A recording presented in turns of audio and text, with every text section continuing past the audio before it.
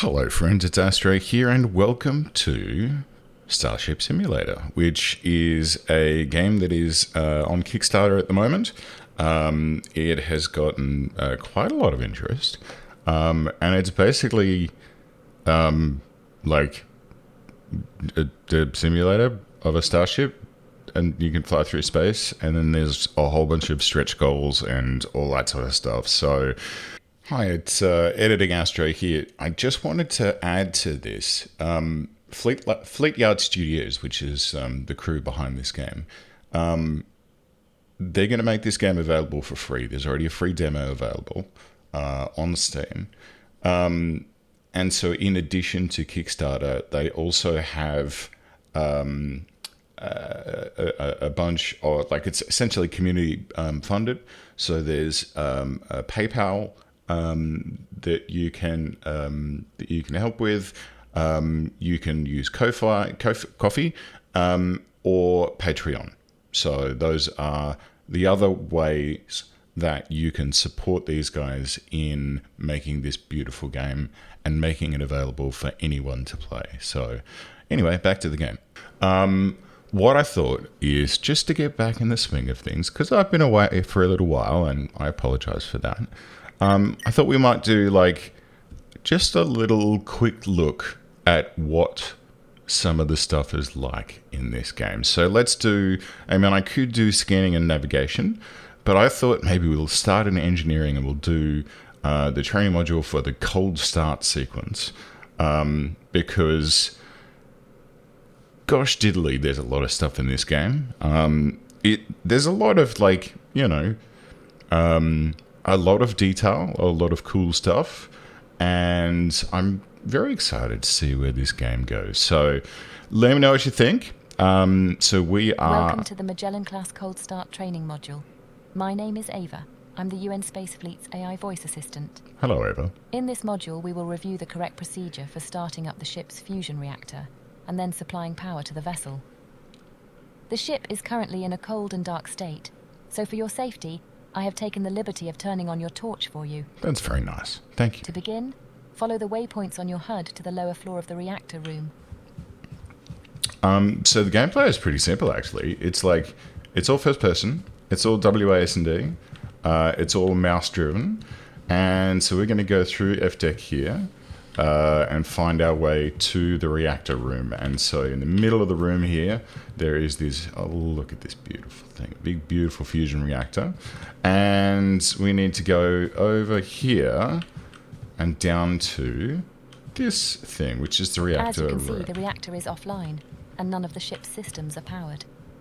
Our first task is to provide power to the engineering decks, so let's make our way to the start capacitor's room. Okay. Follow the waypoints on your HUD to the startup distributor. Startup distributor. So, I'm going to go and fire up the this way, and then through here into the capacitor room, which is, I'm already lost. Okay, here we go. As its name suggests, the startup distributor routes energy from the start capacitors to the engineering decks, and also provides the reactor with the power it needs to create the initial fusion reaction. You'll notice the device is already powered because the start capacitors are fully charged. Let's go ahead and get some lights on by connecting all of the breakers. Cool.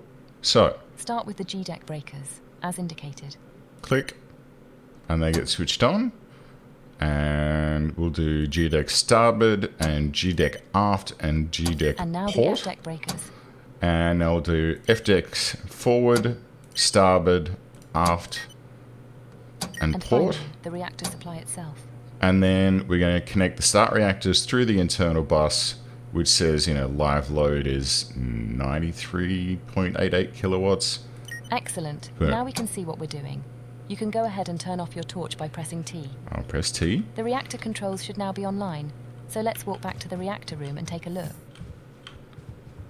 And I liked it, like, because we've only got basic capacitor power at the moment, it's like fairly dim. This console displays the reactor's vital information and provides you with full control over the reactor and its subsystems. On the left-hand side, we have the coolant section, which shows the liquid helium coolant flow and the condition of the magnetic field coils. On the right-hand side, we have the electrical section, which shows the reactor's main electrical bus, along with its input and output feeds. In the center, we have the reactor's main display, where we can control the fusion reaction itself. As you can see from all of these alarms, it would be impossible to initiate a stable fusion reaction under the current conditions, so let's fix that. The first thing we need to do is supply power to the reactor's internal bus, so go ahead and switch the reactor to startup mode. Great. Startup mode. Now that the reactor has power, we can activate the vacuum pump to start purging the confinement chamber. The chamber pressure should now be dropping. To sustain a fusion reaction, we need an internal pressure of less than 10 nanopascals. While we wait for the confinement chamber to reach its target pressure, let's take care of the reactor's fuel and coolant supplies. Exit the reactor room via the door behind you, and follow the waypoints on your HUD. So you can see, like, there's a lot of detail in this. These storage tanks hold all of the cryogenic fluids that are used to both fuel and cool the reactor. All 4 tanks are currently empty, so our first task is to begin the filling process. Let's start with the helium coolant. Head behind the storage tanks to access the helium cryo cooler. The cryo coolers use a process called magnetic refrigeration to convert gas into a cryogenic fluid, before pumping it into the connected storage tank. Start up the helium cryo cooler now by using the indicated control on its user interface. Excellent. Helium Now, if you cryo turn cooler around, you'll find the online. helium refill valve located on the back wall. On the back. These valves control the here flow we of go. gases harvested by the ship's gas collection hardware, which is located on the underside of the forward hull. Like a Go ahead Bussard and open ram the scoop. helium supply valve now to begin supplying the cryo cooler with helium gas. Valve If you opened. turn around again and inspect the display screen connected to the helium tank, you should be able to confirm that the tank is now filling with fluid. We now need to perform the same sequence of events for the other 3 tanks. Okay. Helium-3 is the first of 2 fuels used in the fusion reaction. As before, power up the device using its user interface. And now open the helium-3 refill valve behind you to start filling its associated tank. Next, we need to start filling the 2 deuterium tanks, so let's head over to the other side of the room. Deuterium, also known as heavy hydrogen, is the second of the 2 fusion fuels. We store double the amount of deuterium compared to helium-3 because deuterium also fuels the reactor's neutral beam injectors. As before, turn on the first deuterium cryo cooler. And now the Cryocooler first online. deuterium refill valve behind you. Refill valve Next, online. turn on the second deuterium cryo cooler. Chiller and now the online. second deuterium refill valve. Refill Okay, online. perfect. Nice. All 4 storage tanks should now be filling with cryogenic fluids. For our next task, we now need to engage the cryo pumps in order to start supplying the reactor with everything it needs. Make your way around to the other side of the tanks and locate the deuterium tank outflow valve.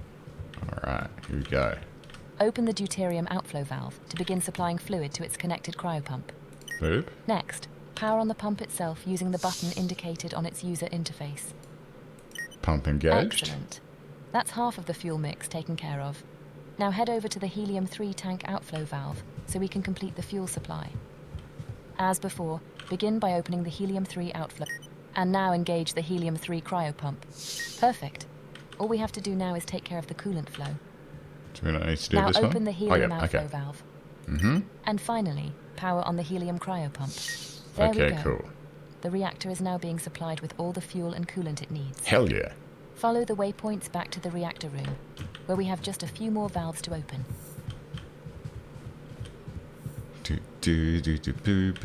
Back to G-Deck reactor room. Okay, what's next? Over. Indicate. All right, head to the indicated position. Whoop. I'll just hop over To here. complete the coolant loop, open the helium inflow valve to start flowing coolant through the magnetic field coils.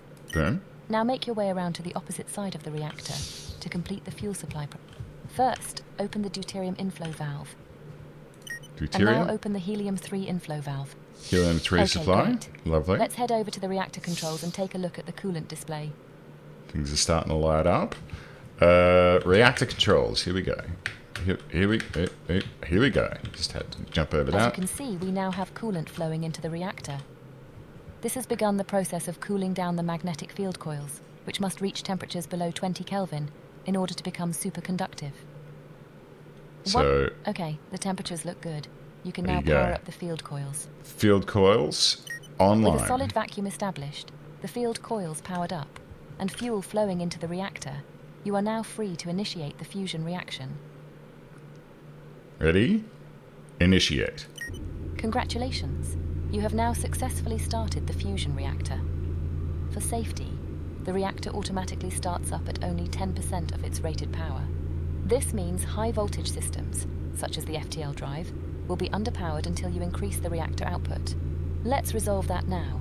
Increase the power level to 100% using the indicated controls. Scotty, give me full power. You'll notice that you can increase the power beyond 100%, but doing so for an extended period will overheat the reactor, You causing cannot do it. damage and forcing an uncontrolled shutdown. You cannot do it. Okay, we now need to provide power to the rest of the ship. With the reactor now powering itself, you can go ahead and switch the internal bus mode from startup to supply. So this is like from the reactor internal bus, then there's a breaker here that goes out to the feed reactor supply, so we can fire that up. If we now head around to the opposite side of the reactor output distributor should now be powered up.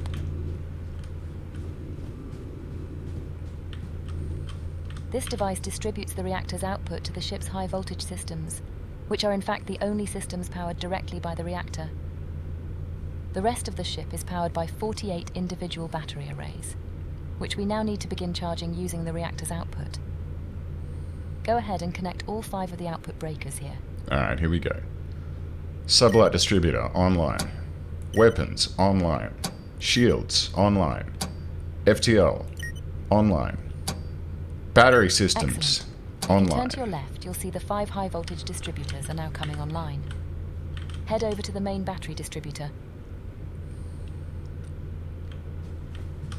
This device takes the high voltage reactor feed and distributes it to each of the 8 battery rooms on F deck. Go ahead and connect all 8 output breakers. Standard. What have we got? Forward battery 1, forward battery 2. Starboard 1, starboard 2. Aft 1, aft 2. Port 1, port 2. Oops, I missed aft 2. Okay, batteries are now...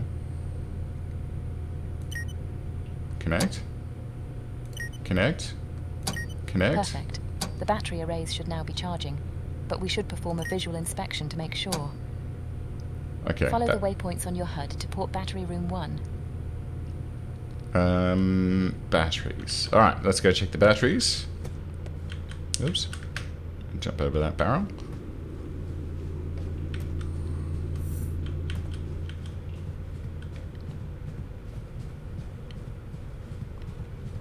Head around this way. Head into the battery hub. So this is port battery room 01 F deck 2.2 The electrical meters. supply on Magellan-class starships is divided into 4 isolated quadrants: forward, aft, port, and starboard. For increased redundancy, each quadrant is powered by 2 physically isolated battery rooms just like this one.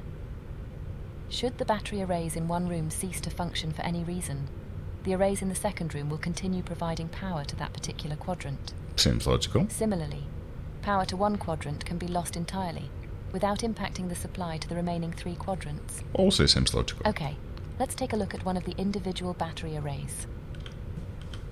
On the left-hand side of the user interface, you have controls for managing the input and output breakers. And in the center, you have controls and information relating to this array's 10 solid-state battery cells. If we did everything correctly, all of the cells should now be slowly charging up. Which they are. For the next step, we now need to connect each of the 8 battery rooms to the ship's electrical grid.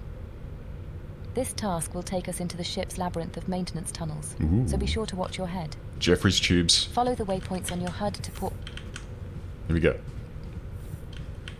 I'm going to go into here, down through the maintenance tunnel, down to Each the battery room has a aggregator. corresponding battery aggregator, just like this one. These devices perform load balancing and also combine each room's 6 individual battery arrays into a single high voltage feed. Go ahead and connect the output breaker now. Okay, 1 down and 7 more to go. Next, head over to port battery aggregator 2. As before, connect this aggregator's output breaker. That takes care of the port battery rooms. Let's make our way to the forward quadrant next. Okay.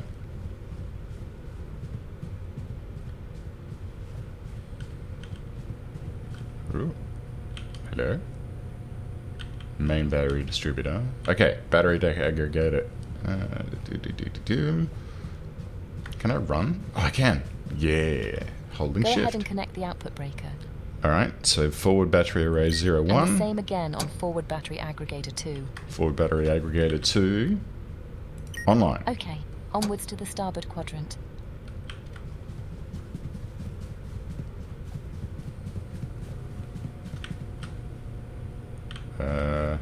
No? Oh, okay. Okay. Same again. Connect the output breaker. Starboard array 01. And the second starboard aggregator. Starboard array 02. Almost done. Just the aft quadrant to go. I'll give you my aft quadrant. Alright. Almost there. Connect up the first aft aggregator. And finally, the second aft aggregator. Ooh. Doors. Okay, perfect. All 48 of the ship's battery arrays are now connected to the electrical grid. Nice. All we have to do now is supply power to the ship's remaining decks, and then perform a few cleanup tasks. We can do most of that from the reactor room, so let's head there now. Oakley dokley. Follow the waypoints on your HUD to the forward deck distributor.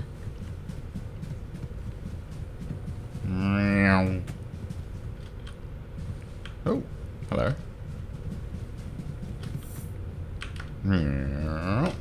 Into the reactor room. Alright, forward deck distributor. Each deck in a given quadrant is fed by a deck distributor, Ooh, which nice. takes the total electrical load of that quadrant, and then load balances it between the two connected battery aggregators. Okay. Go ahead and connect the output breakers for all 7 decks in this quadrant. A deck, B deck online, C deck online, D deck online, E deck online, F deck online, G deck. Okay, now head over to the starboard deck distributor and do the same. Alright. Dunk, dunk, dunk, dunk. Oh, missed. And now the aft deck distributor. Alright, off deck distributor.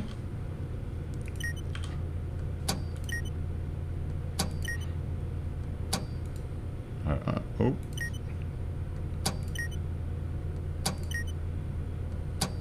And finally, the port deck distributor.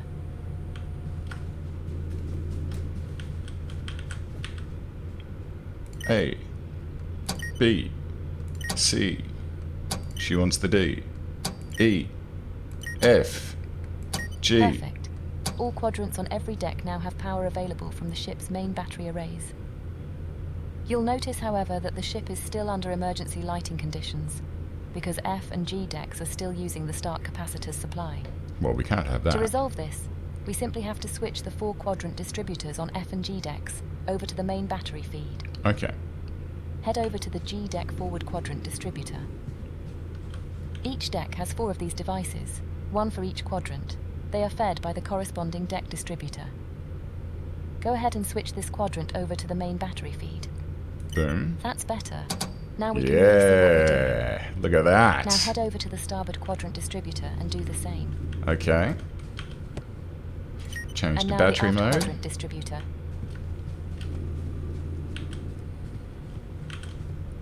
Batteries connected. And finally, the port quadrant distributor.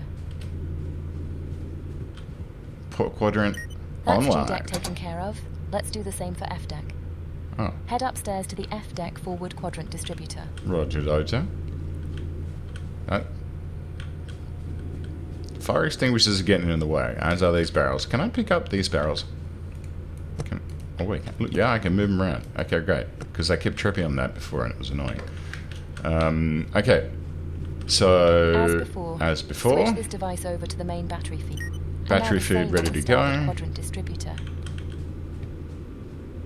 Starboard feed online. And again on the aft quadrant distributor. Turn on your aft. And finally, the port quadrant distributor. Well done. That's the main objectives of the cold start procedure complete. But we have one final bonus task to perform. Ooh. Follow the waypoints on your HUD up to the bridge, and we'll make the ship flight ready. Oh shit! Okay. I did a little bit of this tutorial, and I was like, okay. This is probably a good place for me to, like, jump back in and, like, get back with you guys and, you know, do things. Where am I going? Oh, up here. What is this? Stairs? This is a spaceship. Where's my goddamn turbo lift? Is this a turbo lift? This is not a turbo lift. Well, that's fine. It kind of has a little bit of a, oh, Dixie Science Labs. Okay. Oh, no, I do want to be on the sea deck. Do it? No? Have I? Am I blind? Where is the waypoint? Yeah, no, okay. Alright, up to B deck. Through here. Up this set of stairs.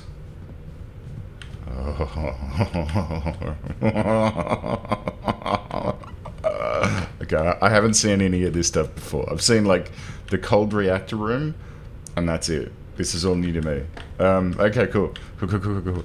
Alright, command deck, restricted access. I have access. I'm the captain.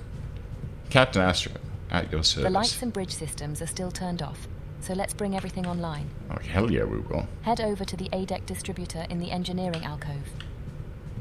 Mm. Now go ahead and turn on the bridge lighting. Oh. Mr. LaForge, lights on. And now power up the bridge systems. Okay, there we go. You have successfully started the fusion reactor, routed power to all of the ship's decks, and brought the bridge online into a flight-ready state. And here This it is. concludes the Magellan-class cold start training module. Good luck, and I hope you'll join me again in future training modules. Oh, I will. Oh, and I'm going to totally sit here. Oh, look. Sensors. Condition normal. Yellow alert. Red alert. Emergency alert. Oh, yeah. Okay, great. Okay. It's a work in progress. That's fine. What do we got over here? That's also a work in progress. That's also fine. Raise and lower shields. Okay, cool. Oh. This is their home control. You can, oh,